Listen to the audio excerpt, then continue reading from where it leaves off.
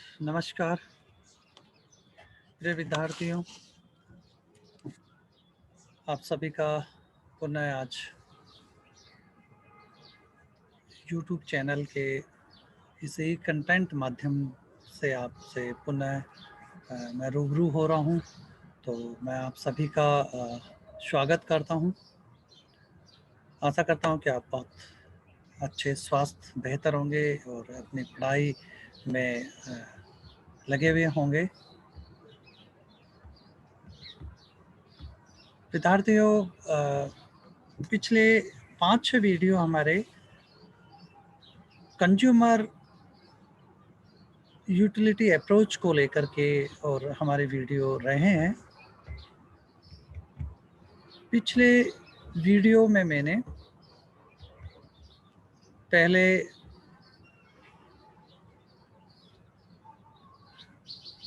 गणनावाचक दृष्टिकोण बताया था और उसके बाद में इलास्टिसिटी लॉज के बारे में आपको परिचित करवाया था। आज मैं नया चैप्टर शुरू करूं और नया चैप्टर है तटस्थ वक्र विश्लेषण।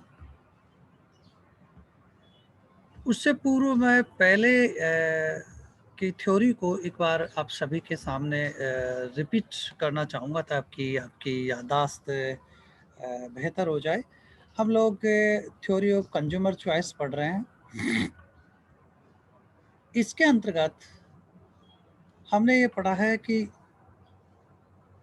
उपभोक्ता कोई वस्तु का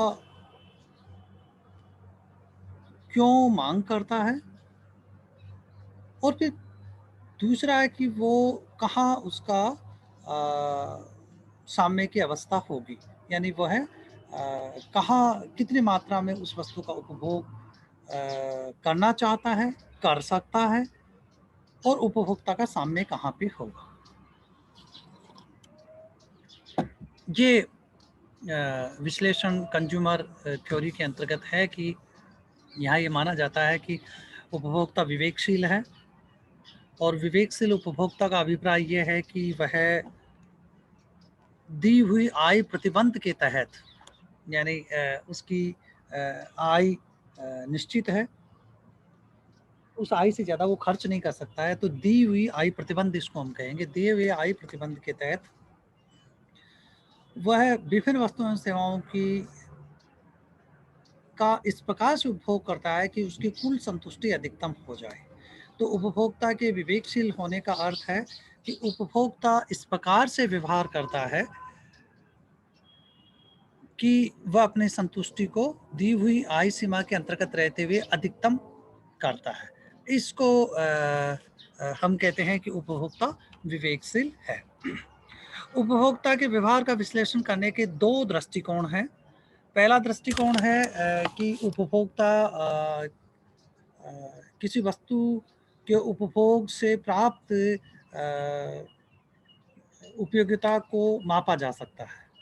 यानी एक गणनावाचक दृष्टिकोण है जिसको मार्शन ने प्रतिपादित किया और उसमें यह माना गया है कि किसी वस्तु के उपभोग से या एक वस्तु की विभिन्न इकाइयों के उपभोग से प्राप्त उपयोगिता को मापा जा सकता है, मुद्रा के रूप में उसको मापा जा सकता है, उपयोगिता को जोड़ा जा सकता है। एक वस्तु की उपयोगिता दूसरी वस्तु की उपयोगिता से नॉन रिलेटेड है और आगे हमने ये बताया था कि वो किस प्रकार से इन प्रतिबंधों के तहत रहते हुए अपनी संतुष्टि को अधिकतम करता है। तो पहला जो अप्रोच है वो यह है कि यूटिलिटी इज मेजरेबल इन ये कार्डिनल सेंस, यानी गणनावाचक दृष्टिकोण में उसको माप सकते हैं। जैसे पानी का एक गिलास से आपको उपयोगिता मिल रही है, वो मुद्रा के रूप में माप सकता है, यानी उस व्यक्ति को उस वस्तु के उपभोग से पानी के एक गिलास से वंचित किया जाए तो वो मैक्सिमम कितना प्राइस दे सकता है, वो उस वस्तु से प्राप्त होने वाली उपयोगिता है। जैसे किसी को प्यास लग रही है और पानी का एक गिलास के लिए वो 10 रुपए देने के लिए तैयार हो जाता है, तो इसका मतलब ये हुआ कि मुद्रा के रूप में उपयोगिता को माप रहे हैं, वो यूटिल है, उसकी इकाई यूटिल है और उसको 10 उपयोगिता हम कहेंगे। लेकिन जिस व्यक्ति को प्यास नहीं लग रही है और उसके लिए पानी का एक गिलास 10 पैसे का है, तो वहाँ उसके लिए यूटिल 10 पैसा। इसका मतलब क्या हुआ कि उपयोगिता अंतर्मन की विश्लेषण वस्तु है, लेकिन यहाँ पे मूल बात ये है कि उपयोगिता को मुद्रा के रूप में मापा जा सकता है और उसको हम किसी वस्तु से प्राप्त होने वाली उपयोगिता को माप दे सकते हैं, जैसे 1, 2, 5, 10, 20, 100 जो भी आप महसूस करते हैं वो।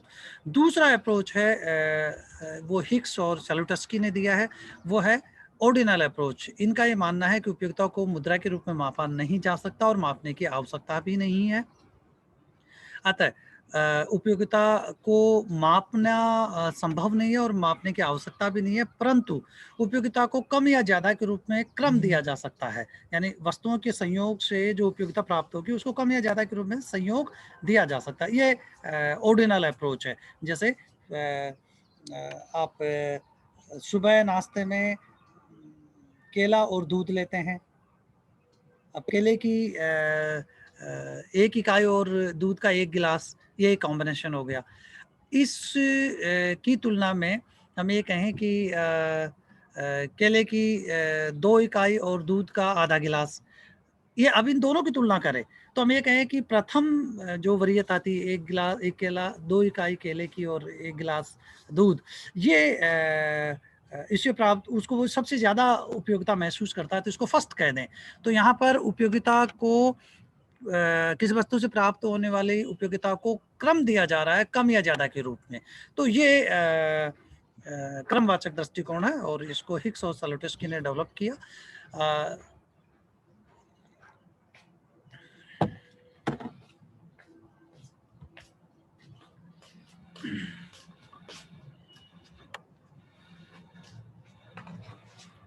यहाँ पर जो कुल उपयोगिता जो गणनावाचक दृष्टिकोण है उसमें ये माना जाता है कि एक वस्तु से प्राप्त होने वाली उपयोगिता को मापा जा सकता है, उपयोगिता को जोड़ा जा सकता है। और कैसे जोड़ा जा सकता है?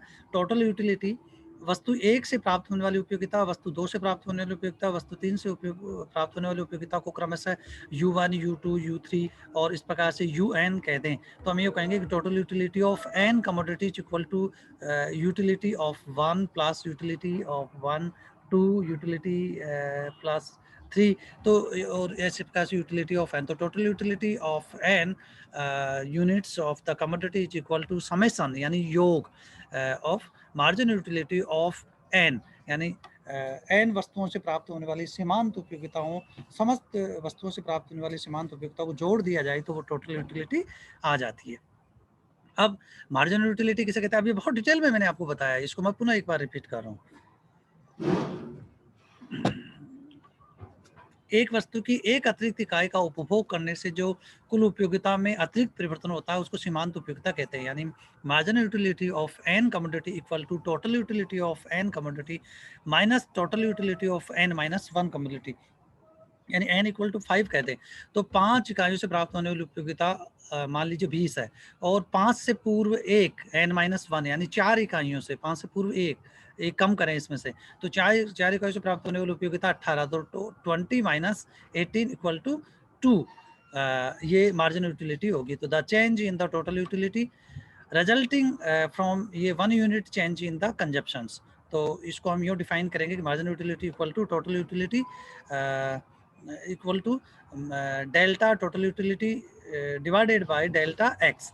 यानी एक नीचे से हम देख रहे हैं कि नीचे की इकाई में परिवर्तन करने पर, डिनोमिनेटर में चेंज करने पर एक्स की एक अतिरिक्त इकाई, जो क्रसस में बता रहा है, एक्स की एक अतिरिक्त इकाई में परिवर्तन करने पर कुल उपयोगिता में, डेल्टा का मतलब है परिवर्तन, तो कुल उपयोगिता में होने वाला अतिरिक्त परिवर्तन सीमांत उपयोगिता कहलाती है। ये सीमांत उपयोगिता नियम है कि जैसे जैसे हम एक वस्तु की इकाइयों में वृद्धि करते जाते हैं, उस वस्तु से प्राप्त होने वाले एक अतिरिक्त इकाइयों से जैसे जैसे हम उसकी इकाइयों में वृद्धि करेंगे, अंततः सीमांत उपयोगिता घटती भी जाएगी। तो टोटल उपयोगिता वक्र इस प्रकार का बन जाएगा, एक स्तर पे वो मैक्सिमम होगा, जहाँ पर टोटल उपयोगिता वक्र मैक्सिमम होगा वहाँ सीमांत उपयोगिता वक्र जीरो, सीमांत उपयोगिता जीरो होगी और ये सीमांत उपयोगिता वक्र धीरे धीरे नीचे गिर रहा है। तो ये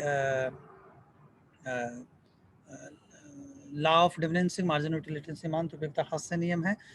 law of diminishing marginal utility explain the relation between the utility and quantity of a commodity when a consumer gets more, जब एक उपभोक्ता अधिक वस्तु की अतिरिक्त इकाइयों का उपभोग करता है तो एक दी हुई समावधि के दौरान एक समय के बाद में जो अतिरिक्त इकाइयाँ उपभोग की जा रही है उससे प्राप्त होने वाली उपयोगिताएं अंततः गिरती है। तो ये सीमांत उपयोगिता और सीमांत उपयोगिता हास्य नियम है, वो कंज्यूमर का सामने वहां पे होगा जहां पर margin utility of x equal to price of x होगी। ये बहुत डिटेल में मैंने बताया है। Law of equi marginal utility का अभिप्राय है कि किसी व्यक्ति के पास कोई एक ऐसी वस्तु है जिसको वो विभिन्न उपयोगों में प्रयोग कर सकता है, तो वो विभिन्न उपयोगों में इस प्रकार से प्रयोग करेगा कि प्रत्येक उपयोग से प्राप्त होने वाली सीमांत उपयोगिताएं बराबर हो जाए, या यूँ कहे कि उपभोग में दो वस्तुएं हैं, यानी utility is the function of x1 x2। तो x वस्तु पर किया जाने वाला अंतिम मुद्रा इकाई जो खर्च किया जा रहा है से प्राप्त होने वाली सीमांत उपयोगिता y वस्तु पर की जाने वाली अंतिम मुद्रा इकाई खर्च से प्राप्त होने वाली सीमांत उपयोगिता, ये दोनों बराबर हो जाए। तो समसीमांत उपयोगिता नियम ये बताता है कि उपभोक्ता विभिन्न वस्तुओं के बीच में अपनी आय को किस प्रकार से खर्च करता है ताकि उसकी संतुष्टि अधिकतम हो जाए। तो अधिकतम संतुष्टि वहाँ पे होगी जहाँ पर एक्स वस्तु से प्राप्त होने वाली सीमांत उपयोगिता और वाई वस्तु की प्राप्त होने वाली सीमांत उपयोगिताएं दोनों बराबर हो जाए। और यदि कीमतें असमान हैं तो हम ये कहेंगे कि margin utility of x divided by price of x equal to margin utility of y divided by price of y. ये उसका उपभोक्ता का समसीमांत उपयोगिता नियम और इसी से वो अपनी संतुष्टि को अधिकतम करता है।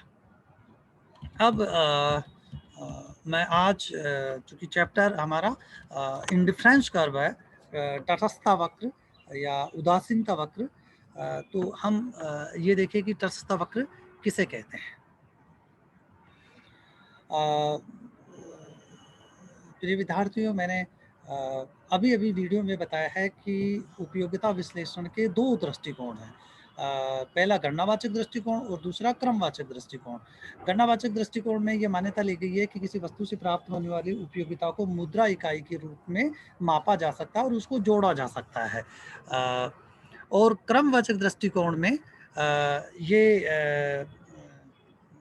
अप्रोच है कि किसी वस्तु से प्राप्त होने वाली उपयोगिता को मापा नहीं जा सकता क्योंकि ये हर व्यक्ति की अंतर्विश्लेषणात्मक विषय वस्तु है, यानी उसके उनके इंट्रोस्पेक्टिव कंसेप्ट है ये, तो उसको मापना संभव नहीं है। तो किसी वस्तु से प्राप्त होने वाली उपयोगिता को मापा भी नहीं जा सकता और मापने की आवश्यकता भी नहीं है। परंतु वस्तुओं के विभिन्न संयोगों से प्राप्त होने वाली उपयोगिता को कम या ज्यादा के रूप में व्यवस्थित किया जा सकता है।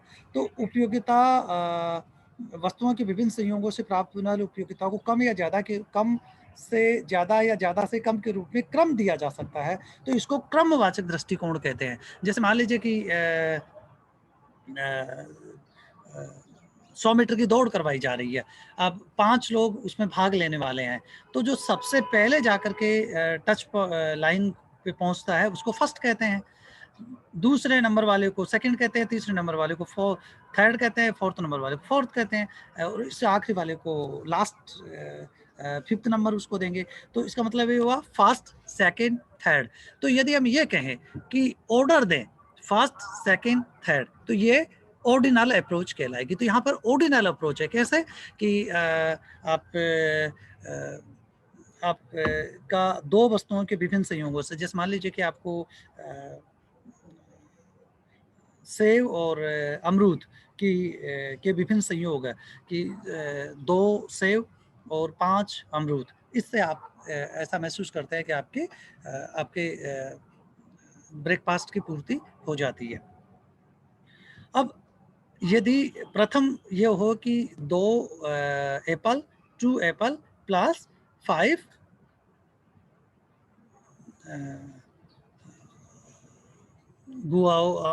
अमरूद, तो ये एक संयोग हो गया। इससे प्राप्त होने वाली उपयोगिता को हम देखेंगे। फिर दूसरा देखें, एप्पल की संख्या 2 से घटा करके 1 कर दी जाए तो अमरूदों की संख्या उतनी ही संतुष्टि जो पहले मिल रही थी उसको प्राप्त करने के लिए इसको हम कह दें अमरूद की संख्या 7 कर दें, तो ए संयोग बी संयोग, तो ये ए और बी संयोग से प्राप्त होने वाली उपयोगिताओं को देखें और एक कम और ज्यादा के रूप में व्यवस्थित करें, और दूसरा है कि समान संतुष्टि प्राप्त करने वाली उपयोगिताओं के बिंदुओं या संयोगों को एक साथ देखें। दो चीजें हमें दिमाग में रखनी है। पहला देखें कि अब इनडिफरेंस कर्व किसे कहते हैं। जैसे नाम से ही जाना जाता है, डिफरेंस का मतलब भेद करना और इनडिफरेंस का मतलब भेद नहीं होना, मतलब समान है, कोई अंतर नहीं है। तो इसको कहते हैं कि जब दो वस्तुओं के विभिन्न संयोगों से प्राप्त होने वाली संतुष्टि समान हो, तो उपभोक्ता दोनों संयोगों के प्रति इंडिफरेंस रहता है, उदासीन रहता है, तटस्थ रहता है, तो इसको इंडिफरेंस कहेंगे। तो अब आप समझिए इंडिफरेंस कर्व किसे कहेंगे। इंडिफरेंस कर्व या तटस्थता वक्र, इसको हिंदी में तटस्थ वक्र भी कहते हैं, उदासीनता वक्र भी कहते हैं, सम उपयोगिता वक्र भी कहते हैं। तो इंडिफरेंस कर्व का अर्थ है दो वस्तुओं के विभिन्न संयोगों को मिलाने वाला बिंदु पथ जिससे उपभोक्ता को समान संतुष्टि प्राप्त होती है। तो एन इंडिफरेंस कर्व, कर्व यानी वक्र है, an indifference curve is a graph showing तटस्थता वक्र दो वस्तुओं के उन विभिन्न संयोगों को मिलाने वाला बिंदु पथ है, वक्र है, जिससे उपभोक्ता को समान संतुष्टि प्राप्त होती है। तो जैसे हम ये कहें कि क्वांटिटी ऑफ पेप्सी और क्वांटिटी ऑफ पिज्जा, ये आपके नाश्ते का एक उदाहरण यहाँ पे है। अब मान लीजिए कि ये लंबवत अक्ष पर हमने पेप्सी को लिया है और क्षैतिज अक्ष पर हमने पिज्जा को लिया है। लंबवत अक्ष पर बी पॉइंट पर पेप्सी की मात्रा ये है 0 से यहाँ तक, और पिज्जा की मात्रा ये है। मान लीजिए पेप्सी की मात्रा 2 इकाई है और पिज्जा की मात्रा 1 इकाई है, ये बी पॉइंट हो। अब उपभोक्ता यदि पिज्जा की ज्यादा मात्रा उपभोग करना चाहता है तो पिज्जा की मात्रा 2 हो जाती है और पेस्ट्री की मात्रा 1 हो जाती है। परंतु बी पॉइंट का संयोग जहां पर 2 पेप्सी और 1 पिज्जा, और ए पॉइंट्स जहां पर 1 पेप्सी और 2 पिज्जा से प्राप्त होने वाले संतुष्टि है वो बराबर है, यानी बी पे जो यूटिलिटी है उतने ही सी ए पे यूटिलिटी मिल रही है। मान लो सी पॉइंट भी है, उस पे भी समान संतुष्टि मिल रही है, तो बी से जितनी संतुष्टि उतनी ए से है और उतनी ही सी से है। तो ये इंडिफरेंस कर्व वस्तुतः दो वस्तुएं, जैसे यहाँ पर पेप्सी और पिज्जा, दो वस्तुओं के से प्राप्त होने वाली उन विभिन्न दो वस्तुओं के विभिन्न संयोगों से प्राप्त होने वाली उन विभिन्न बिंदुओं को बताती है जहां पर उपभोक्ता को समान संतुष्टि मिलती है। तो इंडिफरेंस कर्व समान संतुष्टि प्रदान करने वाले उन विभिन्न संयोगों को बताता है जिससे उपभोक्ता को समान संतुष्टि प्राप्त होती है। उपभोक्ता को समान संतुष्टि प्राप्त होती है, इसलिए उपभोक्ता उनके प्रति तटस्थ रहता है। तो यहाँ पर हम ये कहें कि A B and all other bundle of on indifference curve 1 make equal happy consumer in each indifference between them। उपभोक्ता सबके प्रति समान संतुष्टि मिली उपभोक्ता को प्राप्त हो रही है ये बिंदुओं के प्रति इंडिफरेंस कर्व 1 पर, तो उपभोक्ता इनके प्रति तटस्थ रहता है।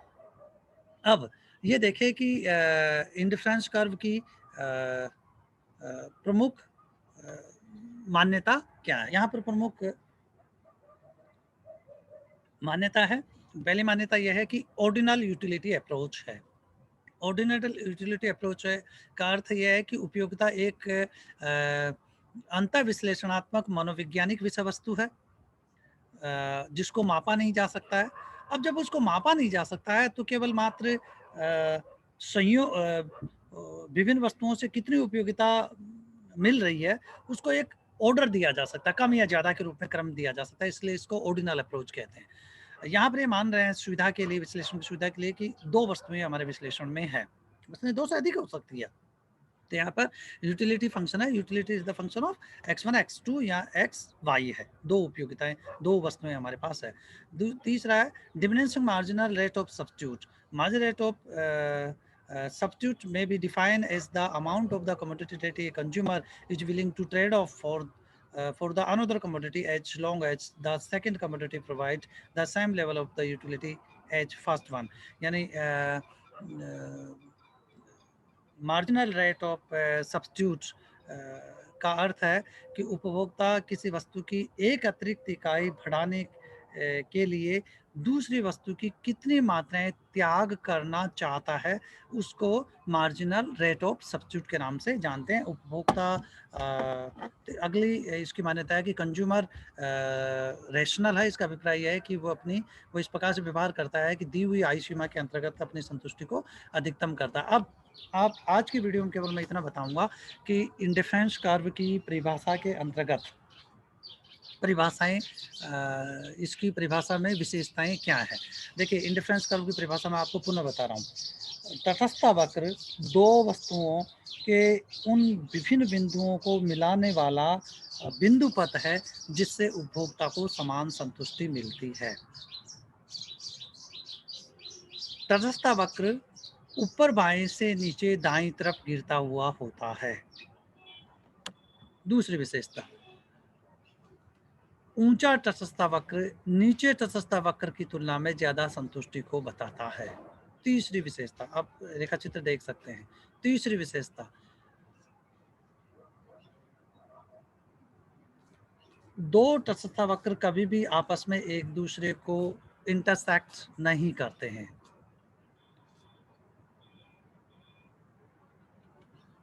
चौथी विशेषता, तटस्थ वक्र का ढाल मूल बिंदु से उन्नततर होता है। ये 4 विशेषताएं। क्या क्या विशेषता है? तटस्थ वक्र ऊपर बाएं से नीचे दाएं तरफ ऋणात्मक ढलान युक्त होते हैं। दूसरी विशेषता, तटस्थ वक्र मूल बिंदु से उन्नततर होते हैं, कॉन्वेक्स टू ओरिजिन होते हैं। तीसरी विशेषता, ऊंचा तटस्थ वक्र नीचे तटस्थ वक्र की तुलना में ज्यादा संतुष्टि को बताता है। चौथी विशेषता, तटस्थ वक्र आपस में एक दूसरे को इंटरसेक्ट नहीं करते हैं। ये आज के वीडियो में मैंने बताया। मैं अपेक्षा करूंगा कि आप इसको पढ़ेंगे। मैं कल फिर वापस इन्हीं विशेषताओं को बहुत डिटेल में आपके साथ शेयर करूंगा। तब तक नमस्कार।